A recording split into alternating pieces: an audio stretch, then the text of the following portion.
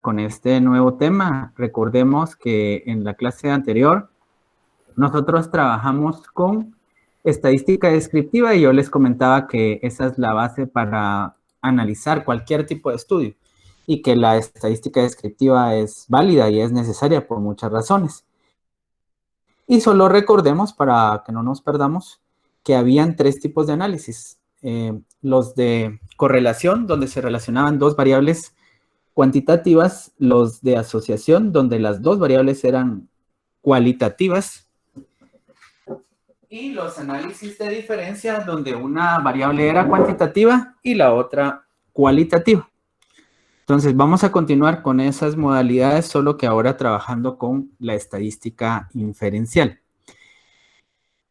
Y bueno, yo le voy a llamar estadística inferencial bivariante porque todos los ejemplos con los que vamos a trabajar van a ser de una y otra variable, o sea, dos variables. Existe la estadística multivariante que la vamos a ver en la siguiente sesión, pero por el momento ahorita es relacionar A con B, como en los ejemplos que tuvimos anteriormente. Y bueno, vamos a empezar algo que se me olvidó poner aquí en la presentación y lo voy a ver de una vez, ¿verdad? Antes de continuar con el tema, vamos a asumir que esta es una población de sujetos, ¿verdad? Y nosotros queremos tomar una muestra, esta muestra que está acá. Entonces, esta muestra puede contener las características de estos individuos acerca de, por ejemplo, la cantidad de dinero que gana mensualmente, la educación, etcétera. Entonces, nosotros vamos a hablar de inferencia estadística cuando obtenemos una muestra de una población. Regularmente esto tiene que ser una muestra aleatoria. Y la información que hemos obtenido de la muestra la vamos a generalizar a la población. Nosotros no tenemos que evaluar a cada uno de los individuos de la población para obtener ciertas conclusiones. Conclusiones que, si esta muestra es una muestra de calidad, las vamos a generalizar a la población. A ese proceso se le llama inferencia estadística y está basado en la probabilidad. De esto se puede hablar de regresión, pruebas de hipótesis, intervalos de confianza y otros métodos. Entonces recuerden que esa es la inferencia estadística. Piensen en los censos. ¿Por qué se hacen censos? Hay países en los que ya no se hacen censos. Bueno, esa pregunta la voy a responder en la siguiente clase. Pero se las dejo de inquietud para que piensen por qué en algunos países no se hacen ya censos. Recuerden que un censo es lo contrario a una muestra, a un muestreo, porque ahí se evalúan a todos los individuos. Bueno, entonces continuando con la presentación, vamos a ver qué son las pruebas de hipótesis, las pruebas de chi cuadrado, la correlación paramétrica y no paramétrica, la prueba de diferencia paramétrica y no paramétrica y los intervalos de confianza. Recordemos qué son las pruebas de hipótesis. Esta información realmente la tomé de Wikipedia. ¿Por qué? Porque pues, ustedes lo pueden encontrar en cualquier libro. Incluso el artículo que está ahí en Wikipedia, ustedes lo pueden leer y está muy claro. Es solo un recordatorio porque ya todos han recibido algún curso de estadística inferencial. Entonces recordemos que un contraste de hipótesis, que también se denomina test de hipótesis o prueba de significación, es un procedimiento para juzgar si una propiedad que se supone en una población estadística es compatible con lo que hemos observado en una muestra de dicha población. Y tenemos dos términos que son importantes que les llaman las hipótesis estadísticas. La hipótesis nula es la hipótesis de que no existe asociación, no existe relación, no hay diferencia o no hay efecto. Y la hipótesis alternativa es lo contrario. Eso es que sí hay asociación, que sí hay relación, etc. Si se recuerdan de la clase anterior, aquí estoy hablando de esos tres términos de los que hablamos. Asociación, correlación podría ser, y diferencia. Y además estoy agregando un nuevo término que es efecto. Bueno, entonces, pongan atención a este ejemplo primario porque nos va a servir para poder continuar con nuestra clase y para poderlo aplicar haciendo una analogía. El sistema jurídico de Guatemala, al igual que en otros países, funciona de la siguiente manera. Se presume la inocencia de un individuo hasta que se compruebe lo contrario. Recuerden eso.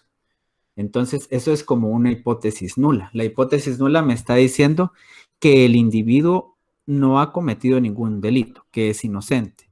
Y nosotros vamos a recolectar pruebas, es decir, evidencia para, si es que lo estamos acusando, ¿verdad? Para decir de que esta persona es culpable. Por ejemplo, que nos estafó o nos robó, qué sé yo. Así funcionan precisamente las pruebas de hipótesis estadísticas. Se presume que las cosas en realidad no están relacionadas, ¿verdad? Porque esa es la forma de plantear la hipótesis nula. Y nosotros tenemos que buscar información para rechazar esa afirmación de que las cosas no están relacionadas. Si lo que queremos es comprobar que están relacionadas. O también podríamos querer comprobar que de hecho dos cosas no están relacionadas. Pero la hipótesis nula siempre nos va a decir que las cosas no están relacionadas. Y por ende, la hipótesis alternativa nos va a decir que sí están relacionadas. La hipótesis nula nunca se considera probada, aunque puede ser rechazada por los datos. Siempre cabe la posibilidad de que al comparar dos o más grupos, por ejemplo, si se está buscando si son diferentes, esa diferencia sea de una cantidad lo suficientemente pequeña como para que no pueda ser detectada, aunque nuestra muestra sea muy grande. Esto último lo vamos a entender más adelante cuando veamos las fuentes de error. Y bueno, como les decía, este artículo está completo e íntegro en Wikipedia o lo encuentran en cualquier libro. A partir de una muestra de la población se extrae un estadístico cuya distribución de probabilidad esté relacionada con la hipótesis en estudio y sea conocida. Se toma como región de rechazo el conjunto de valores más improbables bajo la hipótesis nula. La probabilidad de que se obtenga un valor del estadístico que entre en la región de rechazo, aun siendo cierta la hipótesis nula, puede calcularse. De esta manera se puede escoger dicha región de tal forma que la probabilidad de cometer ese error sea suficientemente pequeña. Pero no vamos a hablar de zona de rechazo y zona de aceptación. Nosotros nos vamos a basar en los valores P. Y estos detalles, como les digo, los pueden consultar en cualquier libro básico de estadística donde se hable de pruebas de hipótesis. Y bueno, entonces veamos de una vez ejemplos de hipótesis nulas. Recuerden que la hipótesis nula nos está diciendo que dos cosas no están relacionadas, que dos cosas no son diferentes, que dos cosas son, por ejemplo, no están asociadas. Entonces veamos estos ejemplos. Aquí he marcado en negrillas las variables de interés. ¿Se recuerdan que yo les preguntaba antes de qué tipo son estos análisis? A ver, necesito que vayan siempre participando en las 3 clases que restan como lo hicieron en la primera clase. El tipo de abono utilizado no influye en la velocidad de crecimiento de un tipo de plantas. ¿Alguien me puede decir si este es un análisis de asociación, de correlación o de diferencia? Ahí están ya marcadas las dos variables.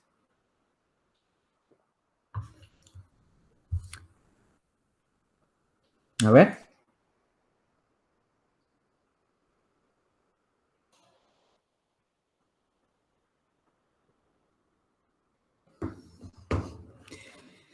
Preguntémoslo de otra forma. ¿El tipo de abono qué tipo de variable es? ¿Es una variable cualitativa o cuantitativa? Cualitativa. Exacto, cualitativa. ¿La velocidad de crecimiento es cuantitativa o cualitativa? Cuantitativo. Cuantitativa. Recuerden que cuando tenemos una cuantitativa y una cualitativa, hablamos de un análisis de diferencia. Entonces, ustedes pueden desarrollar los otros ejemplos. Eso yo solo les voy a poner los ejemplos aquí. Entonces, dice que el tipo de abono no influye en la velocidad de crecimiento de un tipo de plantas. Entonces, por ejemplo, tenemos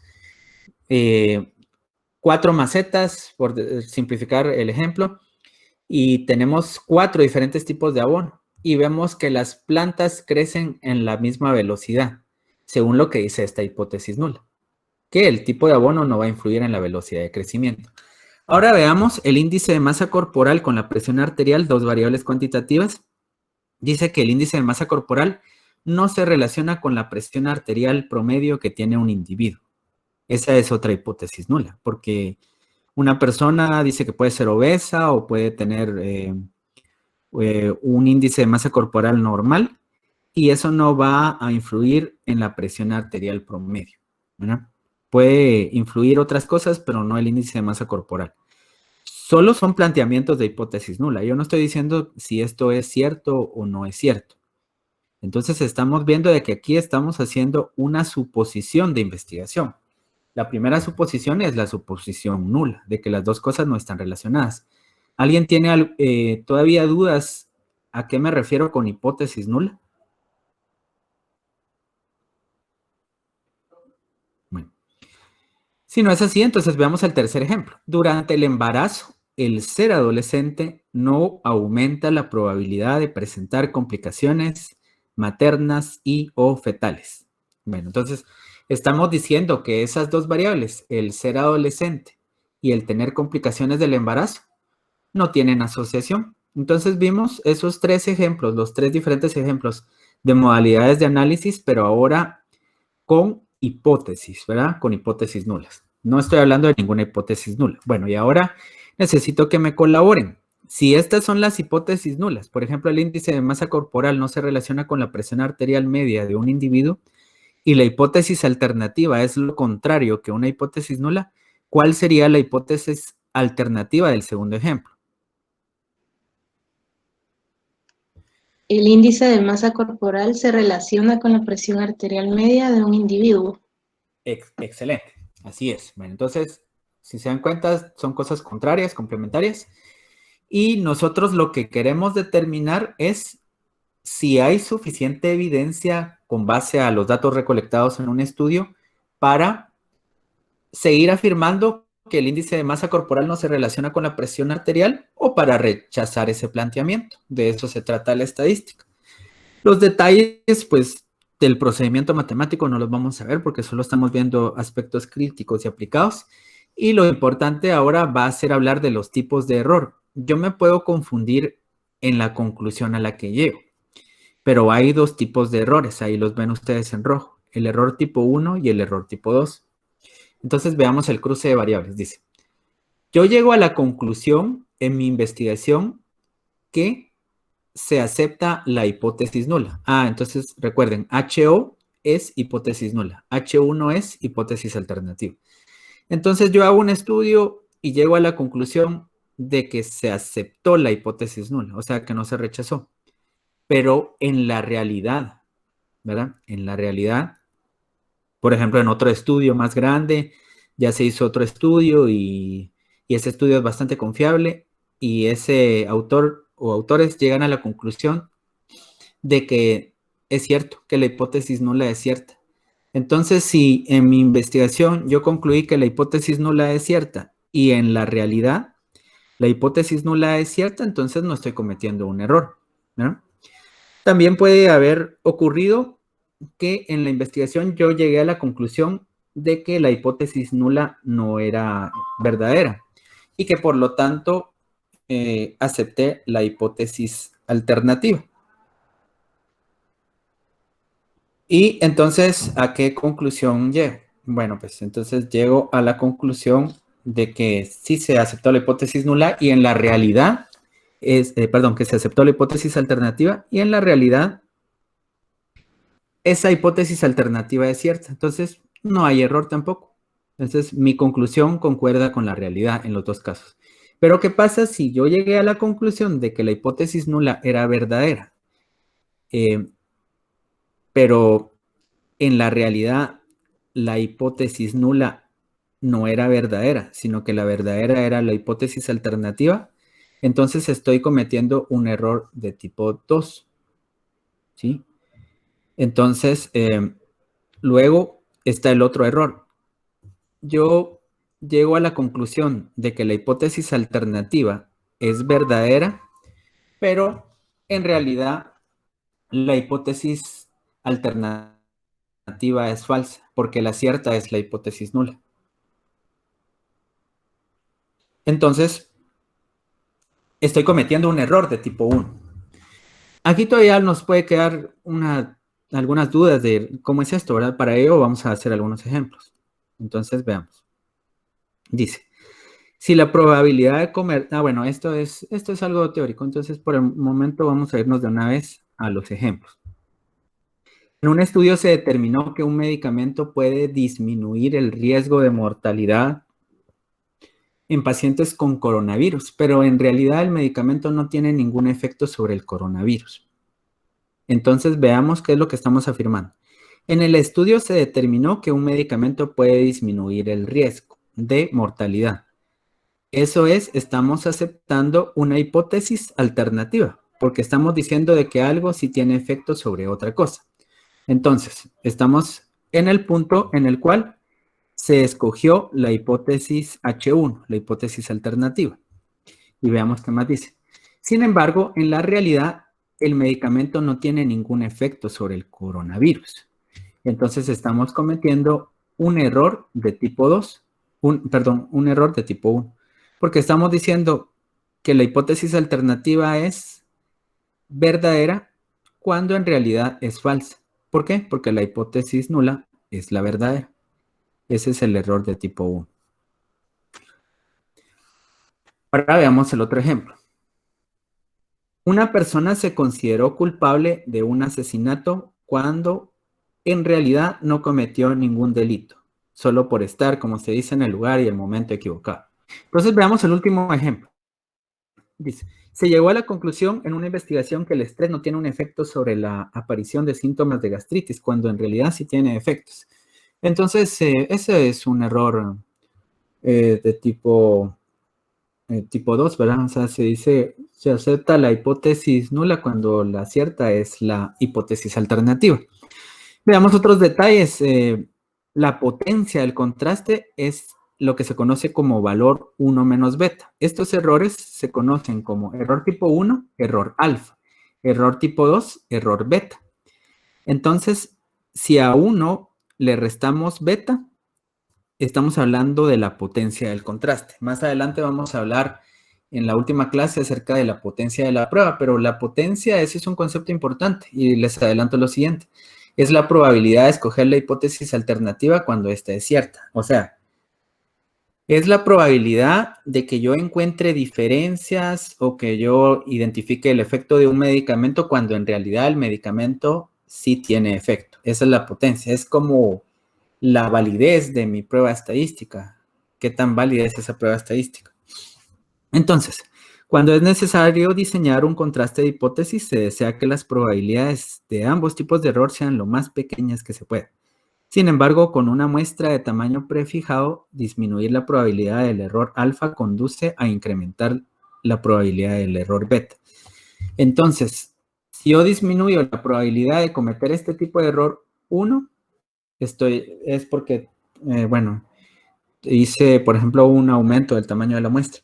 Pero a la vez, cuando estoy disminuyendo la probabilidad del error alfa, está aumentando la probabilidad del error beta. Entonces, por eso se tiene que tener un equilibrio, ¿verdad? Entonces, yo debo saber siempre que el efecto de disminuir uno de los errores va a hacer que pueda aumentar el otro error. No es que aumente, sino que hay probabilidad que aumente. Entonces, ¿por qué ocurren estos errores? Y aquí necesito que me apoyen. Vean, pueden tomar cualquiera de esos ejemplos. ¿Ustedes por qué creen que ocurren esos errores cuando uno hace una investigación?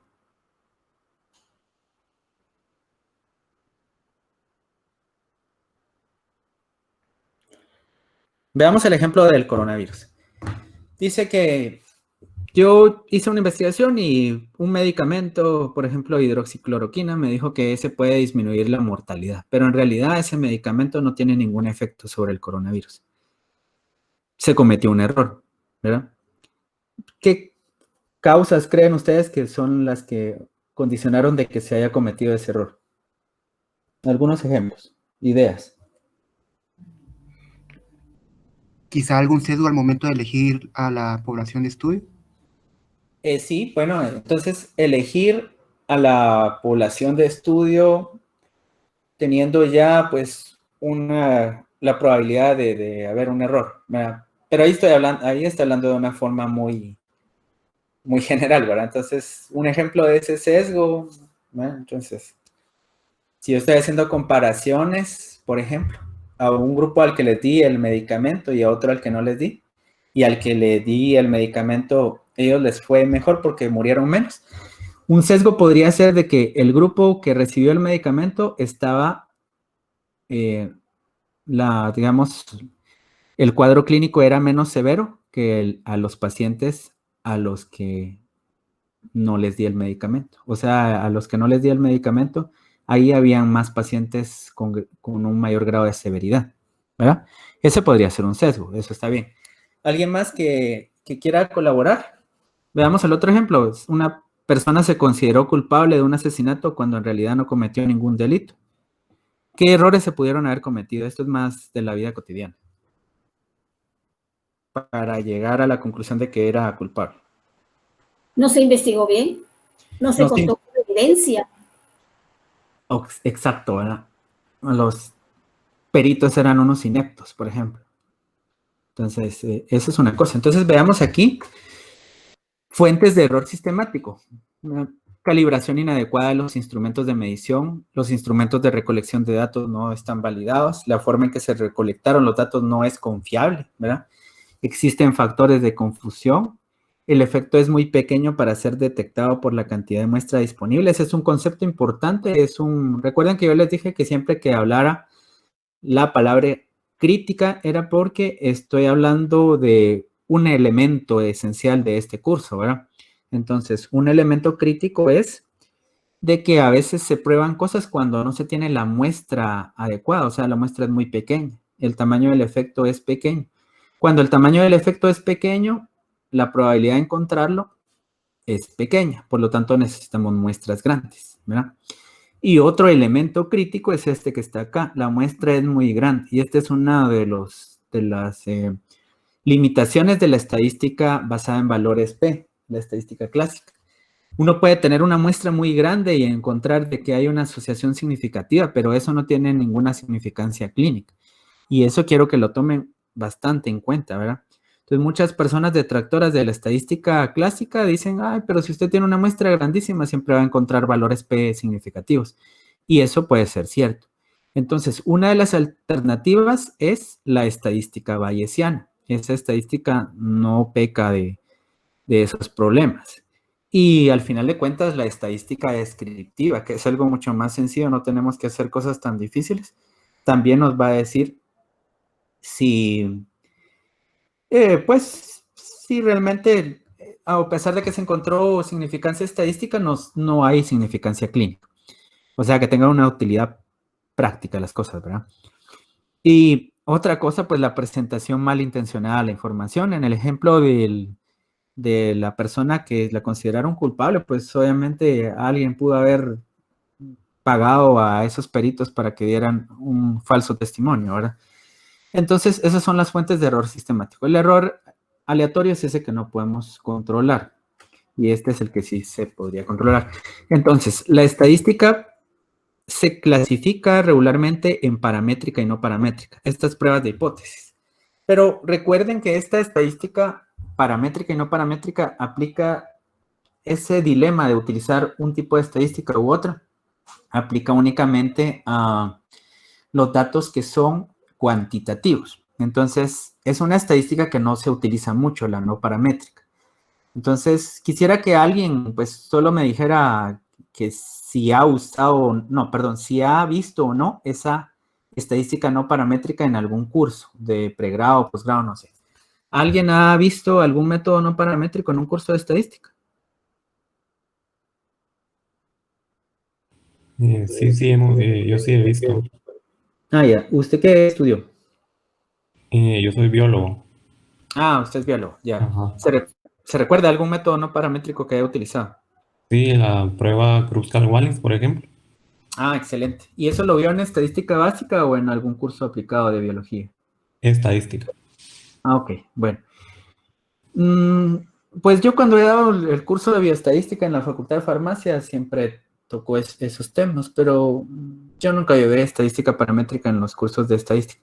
En fin, eso es algo que es bastante viejo y qué sé yo, pero sin embargo debería de utilizarse bastante.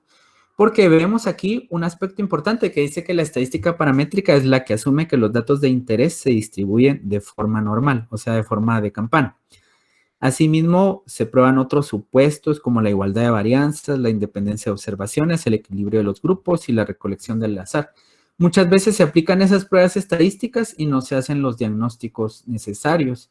Y esos datos no cumplen con esos supuestos. Entonces debería utilizarse estadística de distribución libre o estadística no paramétrica. Esta asume que los datos de interés no se distribuyen de forma normal. Sin embargo, no quiere decir de que no tenga ningún supuesto. Hay algunos supuestos como, por ejemplo, la escala de medición de los datos y la equivalencia de las distribuciones, de que sí nos la pide la estadística no paramétrica.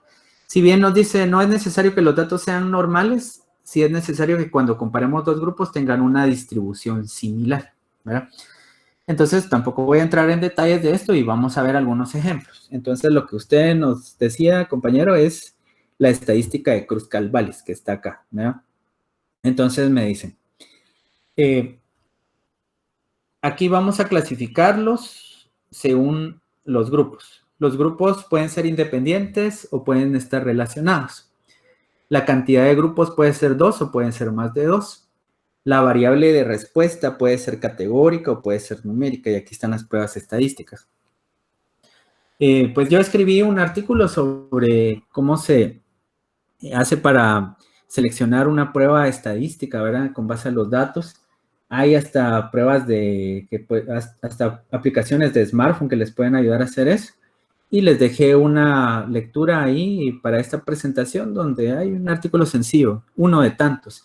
Hay algoritmos, yo hice unos algoritmos sencillos, pero se parecen a otros y se difieren a otros. Entonces, realmente cómo presentan eso, hay muchas cosas. Lo encuentran en libros y qué sé yo. Esto, de hecho, lo hice ahorita para la clase de hoy. Entonces, veamos un ejemplo. Grupos independientes. Dice que yo voy a comparar dos grupos. La variable de respuesta es categórica, ¿verdad? O sea, la variable dependiente. Si yo tengo una variable dependiente categórica, por ejemplo, el que una persona fallezca, esa es una variable categórica, y lo comparo en dos grupos. En una persona que, por ejemplo, tenía antecedentes de comorbilidades, los dos tipos de personas, los dos grupos tienen coronavirus. En el grupo 1, esas personas tienen antecedentes como comorbilidades crónicas, por ejemplo, diabetes, hipertensión, y en el otro grupo no tienen esas enfermedades. Entonces, si yo quiero relacionar el que tengan o no comorbilidades con la probabilidad de que fallezca, voy a utilizar la prueba de chi cuadrado.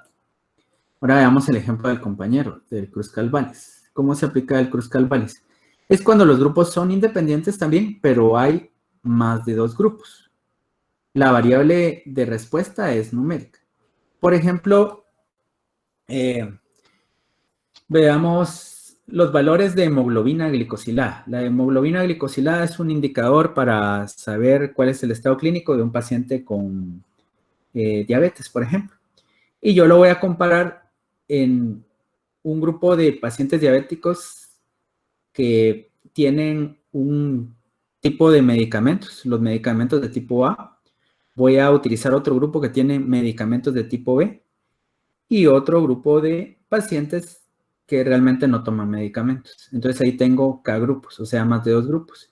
Y la variable que estoy midiendo es cuantitativa, la variable de respuesta. Ahí se aplica Kruskal-Wallis. Entonces, aquí están varios ejemplos. Ahora veamos ejemplos de variables relacionadas. Voy a poner el algoritmo de métodos paramétricos. Perdón, aquí está mal el título. Esto es métodos paramétricos. La hemoglobina, ¿verdad? Es una variable que se distribuye de forma normal. Por ejemplo, yo estoy haciendo un estudio donde determino los niveles de hemoglobina en niños que están en una escuela rural primaria, ¿verdad? Entonces determino que hay algunos niños que tienen valores bajos de hemoglobina y pues esos niños tienen anemia. Yo les voy a dar unas galletas, voy a estudiar solo a esos niños que tenían valores bajos de anemia y les voy a dar unas galletas que son ricas en hierro y los voy a evaluar a cada uno de ellos 3 meses después para saber si sus valores de hemoglobina aumentaron, que es lo que yo quiero. La variable es una variable de tipo normal, por eso utilizo métodos paramétricos. Y los grupos están relacionados. ¿Por qué están relacionados? Porque, por ejemplo, un niño que se llama Luis, que tiene valores bajos de anemia, yo lo voy a ver en 3 meses después de haberle dado esas galletas y a ese mismo Luis le voy a hacer otro análisis de hemoglobina. Él mismo va a hacer su propio control, por eso los grupos están relacionados. Y entonces, ¿cuántos grupos son? Son 2 porque solo voy a hacer 2 evaluaciones de hemoglobina. La variable de respuesta es numérica porque es la hemoglobina. ¿Y qué análisis aplico? El Z de muestras emparejadas o la prueba de T de muestras emparejadas sería acá. Entonces voy a corregir esta parte. Prueba de T de muestras emparejadas. Bueno, y así ustedes pueden ver varios ejemplos y buscar ya sea aquí o en un artículo o hasta en una aplicación de Android. ¿Cuál es entonces esa prueba? Ahora vamos a ver algunos ejemplos. Bueno, veamos antes esto. Hay otras cosas que no se pueden, digamos, clasificar en lo que vimos anteriormente. Si yo quiero hacer la relación entre 2 variables cuantitativas que se distribuyen de forma normal, utilizo la correlación de Pearson. Pero si los datos no están distribuidos de forma normal, utilizo Spearman. Si lo que yo quiero es hacer un análisis de predicción, utilizo la regresión lineal simple o la regresión no paramétrica, pero en la siguiente clase vamos a ver la regresión, ¿verdad? Entonces, por eso no entraré en detalles. Si lo que quiero es evaluar concordancia entre 2 mediciones que son cuantitativas, está el coeficiente de correlación intraclase. Si los datos son normales, pero si lo que quiero es evaluar datos no normales y seguir haciendo concordancia entre mediciones, está, por ejemplo, el coeficiente de Rotherham. Entonces, hay muchos métodos. Aquí solo puse algunos ejemplos. Veamos este ejemplo. Entonces, dice que la variable de respuesta es un indicador bioquímico de inflamación que se llama proteína C reactiva ultrasensible. Cuando los valores de proteína C reactiva ultrasensible o PCR están más altos, nos está diciendo que en el organismo donde se tomaron esas muestras hay un proceso de inflamación o un proceso de infección activo, ¿ya? Entonces, por ejemplo, en el caso del coronavirus, un paciente que está grave regularmente va a tener la PCR ultrasensible muy alta, ¿verdad? Entonces, esta es mi variable de respuesta. Yo quiero comparar la PCR ultrasensible en este estudio en pacientes que tienen rosácea. Es una afección dermatológica donde se encuentran placas rosadas en el rostro, ¿verdad? Entonces hay diferentes modalidades. Esta es la rosácea eritematotelangiectásica y la rosácea papulopustular. Y también se está comparando en este estudio con un grupo control, o sea, personas que no tienen rosácea, que no tienen lesiones de ese tipo en la cara. Entonces, si se dan cuenta, en este estudio se llegó a la conclusión de que los valores de PCR ultrasensible son mayores en quienes tienen rosácea eritematotelangiectásica en comparación a los controles. Hay una diferencia, ¿verdad? Y también hay mayor nivel de proteína C reactiva en aquellos que tienen rosácea papulopustular, y es esta diferencia que está acá, ¿verdad? Entonces, y también hay una diferencia entre rosácea papulopustular y rosácea eritematotelangiectásica, ¿verdad? Entonces, las que tienen eritematotelangiectásica tienen unas placas, pues, más grandes y qué sé yo, ¿verdad? Tienen más inflamación. Y esto es lo que nos está diciendo el estudio. Y nos dice esto que se conoce como valor P, que es menor a 0.001. Entonces, ¿qué significa ese valor P? Vamos a recordar qué significa el valor P. A ver, lo tengo por acá, ya lo había desarrollado. Bueno, creo que se borró. Entonces voy a hacer esa diapositiva porque no la tengo por acá. Entonces, el valor P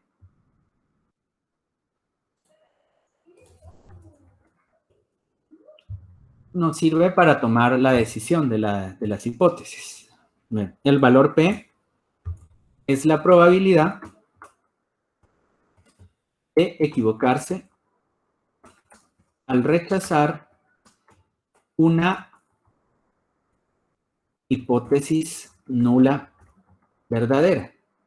Entonces, vean, es una probabilidad de equivocarme. Eso es importante.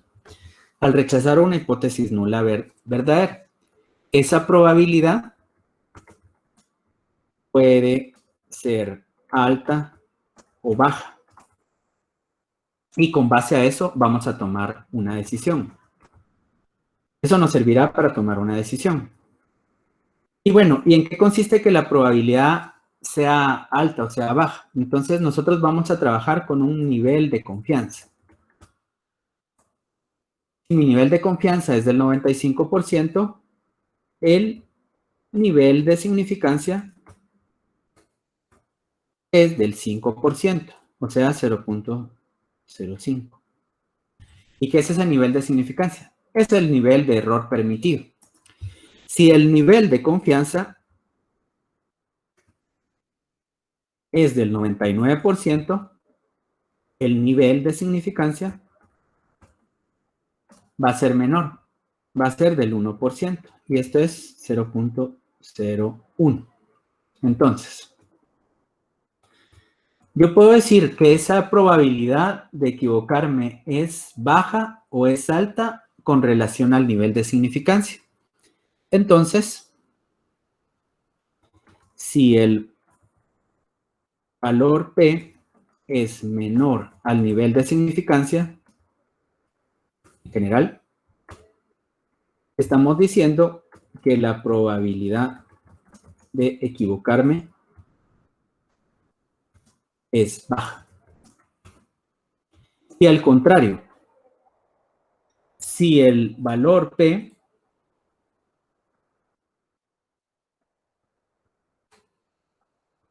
es menor, bueno, lo escribo. Si el valor P es mayor o igual al nivel de significancia,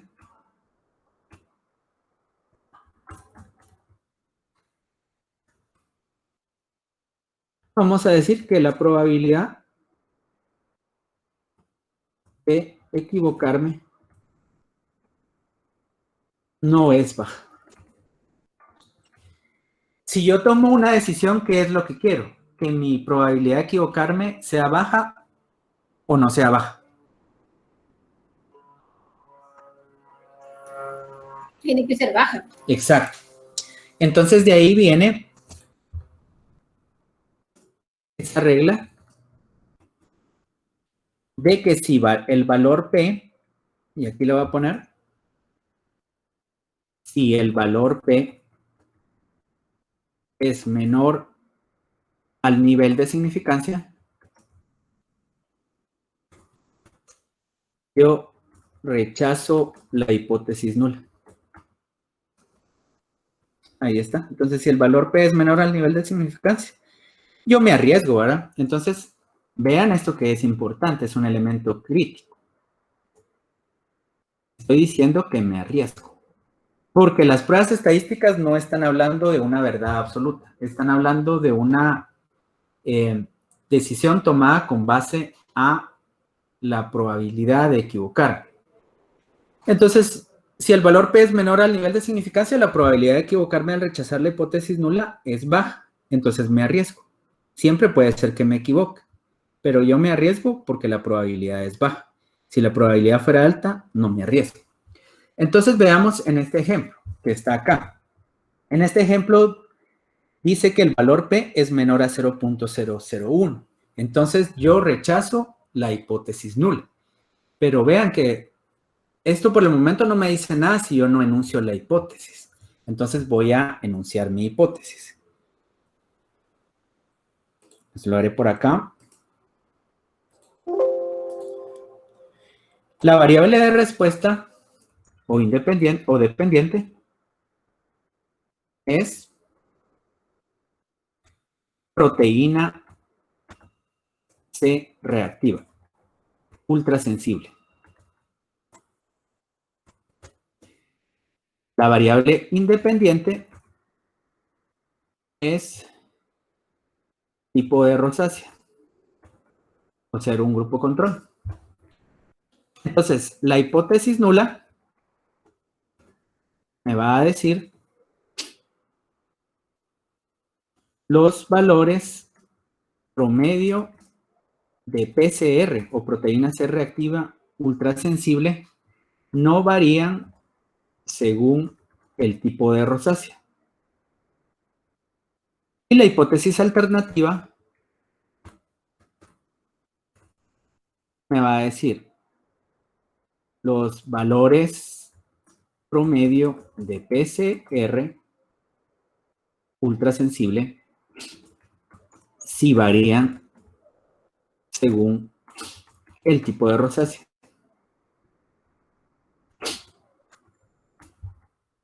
Bueno, ahí está. Entonces, el valor P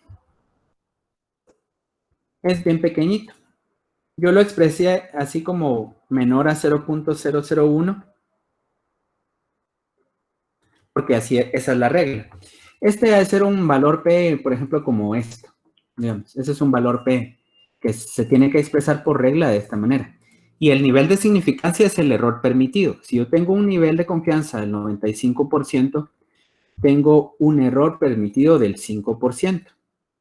Esto es igual a decir 0.05. Entonces, este valor es menor que 0.05. ¿No? Esto es menor que esto. Por lo tanto, mi probabilidad de equivocarme al rechazar la hipótesis nula es pequeña. Yo puedo rechazar mi hipótesis nula. Entonces, rechazo esta y acepto esta otra. ¿No? Según lo que dice acá. Pero recuerden que nada se puede entender si yo no entiendo lo descriptivo. Yo veo en lo descriptivo de que la PCR es más alta cuando se tiene rosácea en comparación al grupo control. Y esta rosácea, que es la más severa, que es la eritematotelangiectásica, esta pues tiene valores de PCR más altos.